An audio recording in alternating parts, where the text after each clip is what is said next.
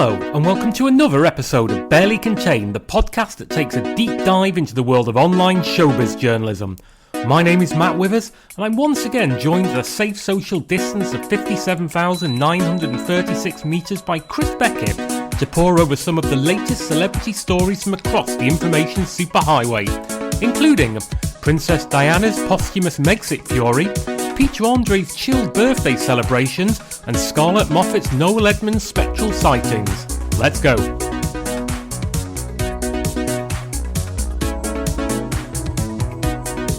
Good evening there, Chris Beckett. Good evening, Matt Withers. How are you? Yeah, I am chickadee-boo, thank you very much. How do I find you? Yeah, pretty peachy, I'd say. Wow, that is definitely the most enthusiastic you've been in some time. I know. I think it's, I'm feeling, this obviously might well be proved to be a false dawn, but it feels like things are, slowly heading in the right direction. Okay. Well, one thing that's not improving in any way is the quality of the stories which we dissect on this podcast. It's the very worst of online celebrity journalism. And I'm going to bring you, Chris, a story on the Daily Star Online. It's by Steve Kelly. And it's headlined, Princess Diana would be furious with Harry and Meghan over Megxit close friend claims. Okay, who's this close friend? Well, hold your horses, because that's going to come in the stand first. Sensational.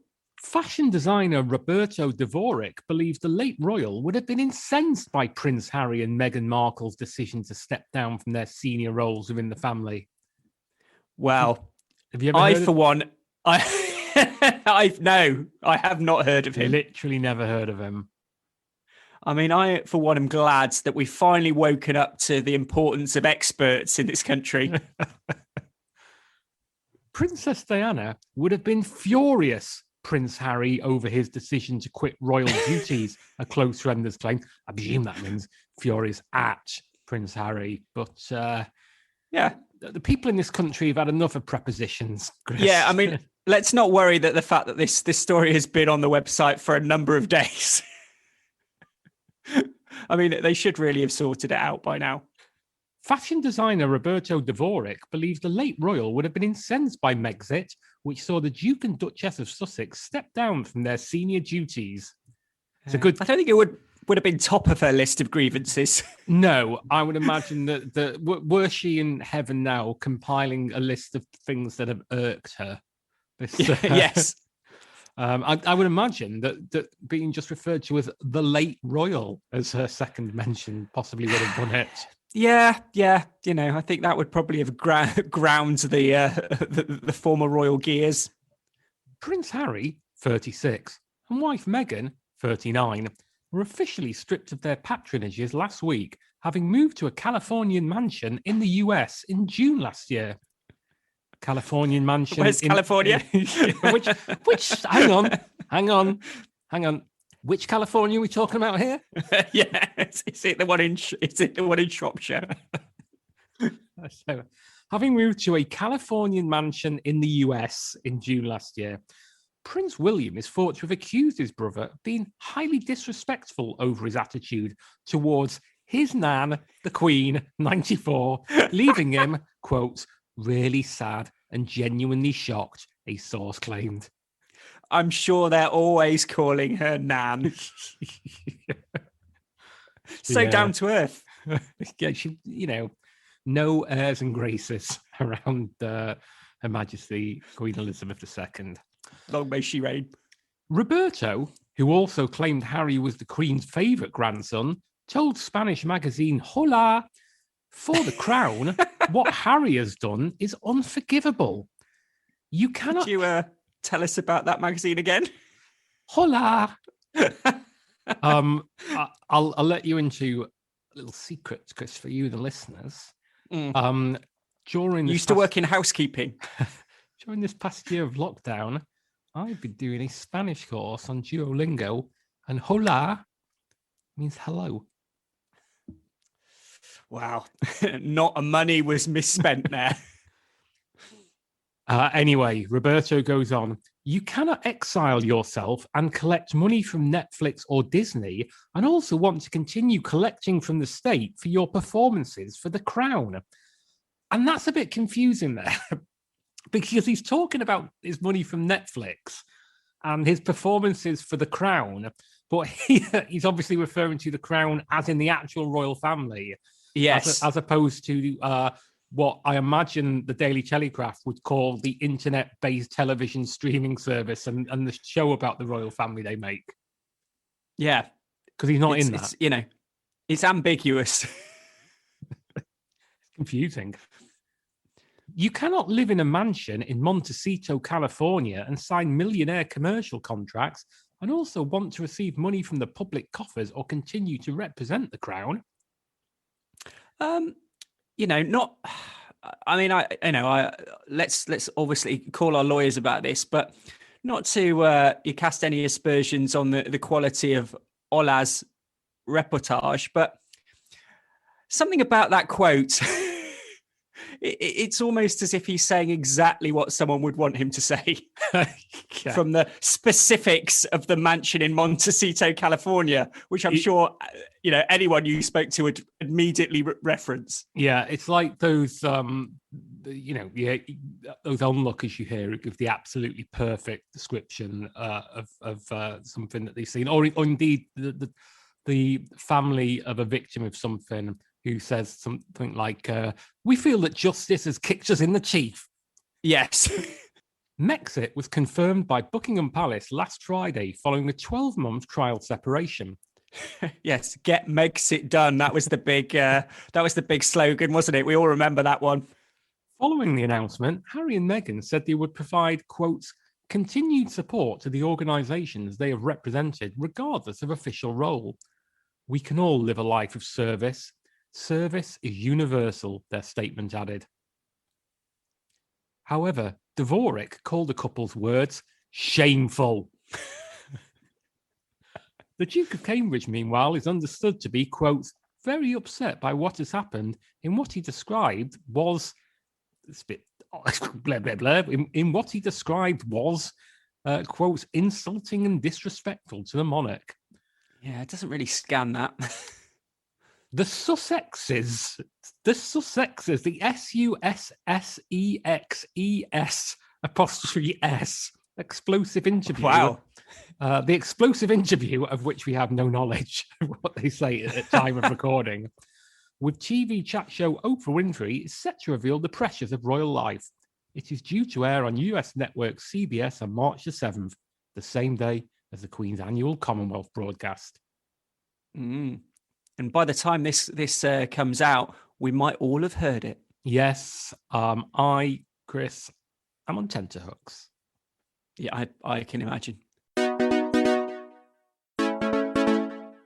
And Chris, I believe that you've been delving into the Mail Online for a story about Peter Andre's birthday. Yeah. And it's by Charlotte Dean. And the headline is, Peter Andre's wife, Emily, surprises him with a romantic evening in an igloo for his 48th birthday celebrations. Peter Andre didn't let lockdown stop him having a memorable 48th birthday, as his wife Emily surprised him with a sweet igloo meal in the garden. I can see the video, which annoyingly starts playing when you're on the page, regardless as to whether you wish it to do so or not. Have you ever been treated to a sweet igloo meal? I've never had a sweet igloo meal, or indeed an igloo meal of any sort. And, you know, without spoiling this too much, Chris, looking at this video, I would question whether that is in any way an igloo. I'm not sure the Eskimos would consider it kosher. I think they would have 45 different ways of saying bullshit. Yeah, agreed. The singer was left shocked as he stepped outside and his other half, 31, revealed the stunning igloo setup which had been arranged in their garden. Not an igloo. Peter shouted, wow, as he saw the outdoor dining experience for the first time, which was lit up with fairy lights and decorated with black and gold tablecloths. I think for people who can't picture this, Do you remember there was I don't know if it was a trend. It was very short-lived, a long while back now. I think it was called zorbing. You know, when you wrap yourself in front of one of these massive plastic balls and kind of roll down a hill or bounced around or whatever floats your boat. It's basically half of one of those, isn't it? I mean, it's not made of ice. It's like an inflatable crystal dome. Yes, it is. It is. It is very much like an inflatable crystal dome. But what I want to sort of dig into a little bit is Peter Andre's excessive amount of surprise at something that's clearly been put together over a number of hours in his garden. In his garden, given that he's probably been locked down. Yeah. He. I mean, you can see it. You can see it on this video. I mean, he doesn't actually say "wow" until his face is pretty much pressed up against it. Yeah. It's like it's something that you can imagine, like David Attenborough commentating on.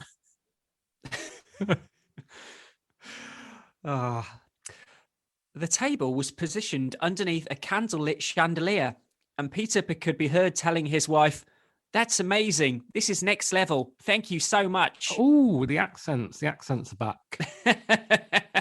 Emily told Peter that there was a mocktails cart for them and also revealed a delicious-looking buffet and elaborate birthday cake. Giving their YouTube viewers a closer look, Emily panned their food and said, "Look at the food," giving fans a closer look at the black and gold tiered cake. What do you think panned means in that context? Because I would say panned means heavily criticized. Like people would say, oh, the most recent episode of that Barely Contained was largely panned. Yeah, I mean, I'm assuming they mean panned as in camera panning, but it's not really made clear.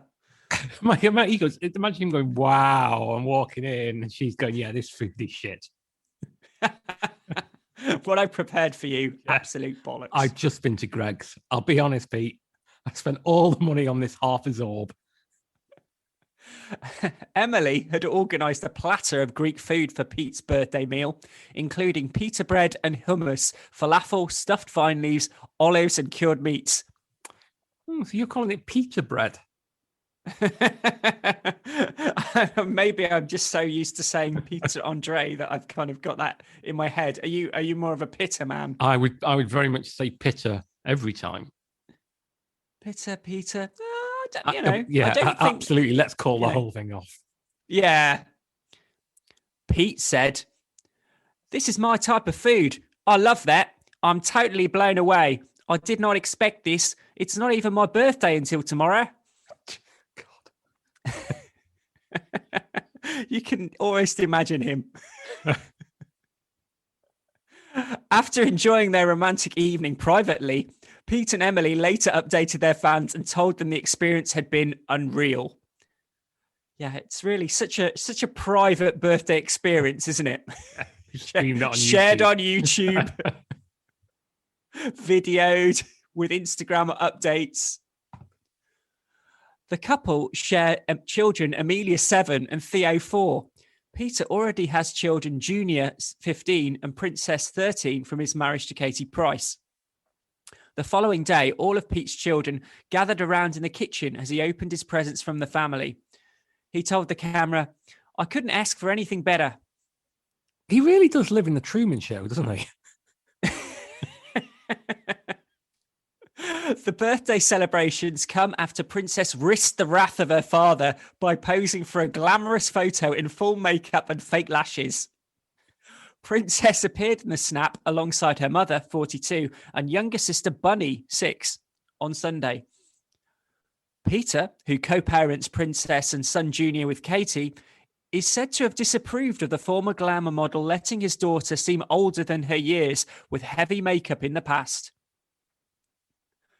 In the snap, the trio of girls all wore pink, with Katie and Princess displaying heavy mascara, thick bronzer, and rosy lip gloss contoured to perfection. Advertising fake lashes, the ladies battered their eyelids for their makeover snap.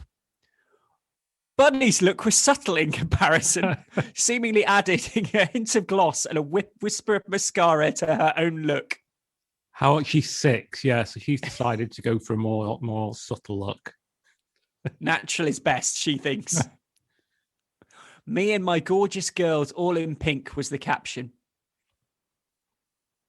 According to New Magazine, Peter expressed irritation at Princess getting too glam in her formative years. A source told the publication in 2020 he was very unhappy with it. Katie and Peter met on I'm a Celebrity, Get Me Out of Here in 2004 and were married the following year. This is where Mr. Wikipedia joins the party. Yep, they appeared on reality TV show together, released singles as a duo, and hosted a chat show in their years as a married couple, but ultimately split in 2009. Along with Princess Bunny and Junior, Katie is also mother to sons Harvey and Jet 7.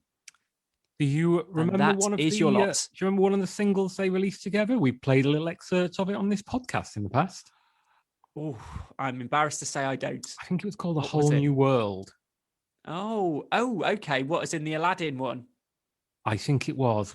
Oh.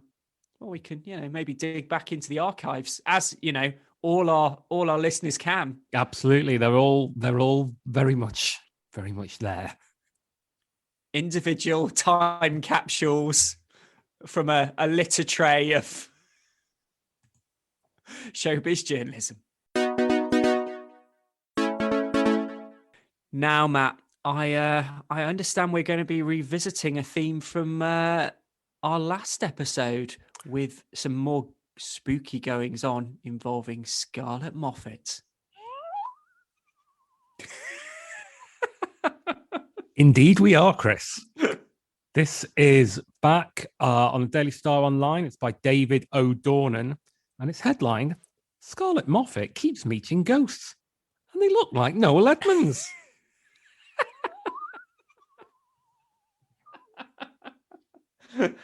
Wow, I for one am intrigued.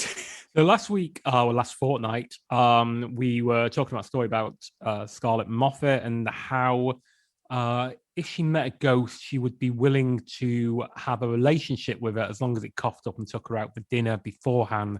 Thought if her boyfriend treated her like a lady, but if her boyfriend Scott Dobinson was to cheat on her with a ghost, she would very much put the blame on him and not on the ghost.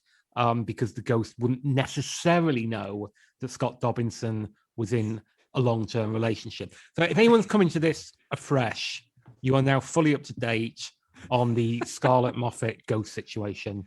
Yes, and it's good it's good to be aware of the existence of Scott Dobinson there, especially if you're one of our spectral listeners. Okay.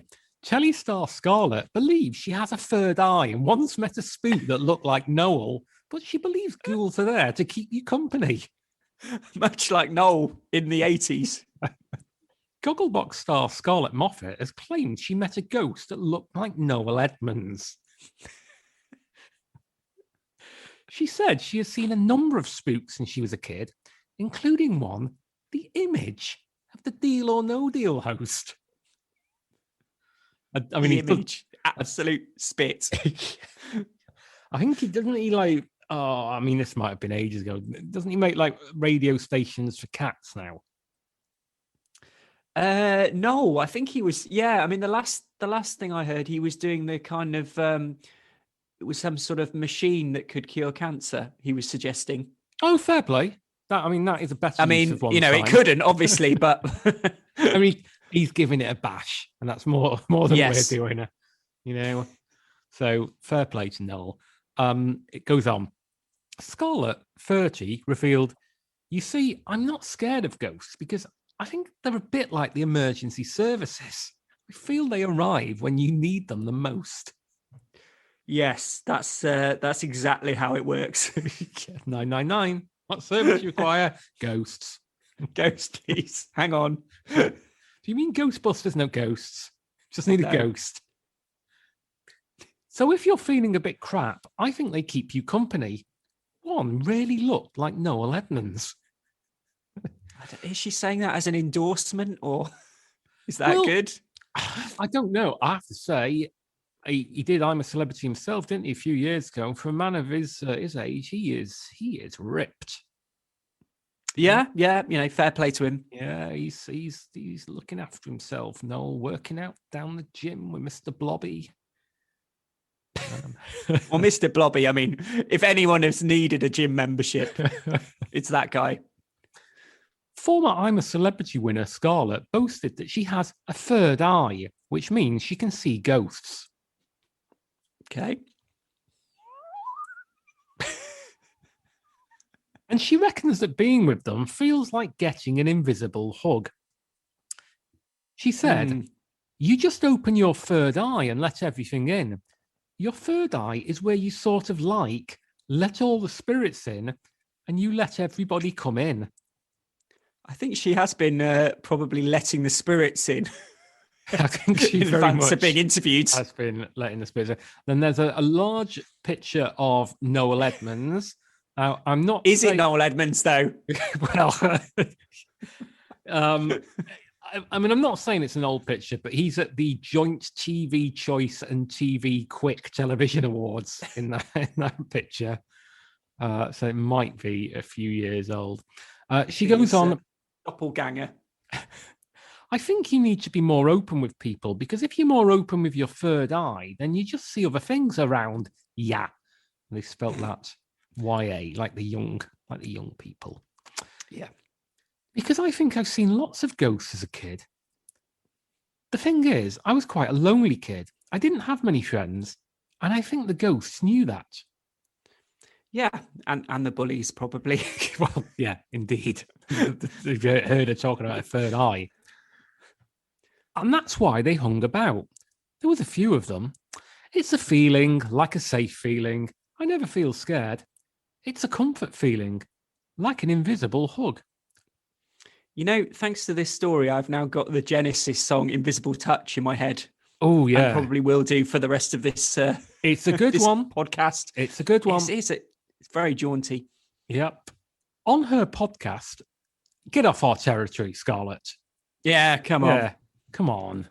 On her podcast, Scarlett Moffatt Wants to Believe, she told her boyfriend, Scott Dobinson, why she thinks she can't see them too. If you'd like to hear a rather laboured joke about her boyfriend's name, then I would recommend listening to the last episode of Barely Contained. Gift that keeps on giving. She said, have you ever seen a ghost? No, of course you haven't. Do you know why? Do you now why? N-O-W. Do you now why?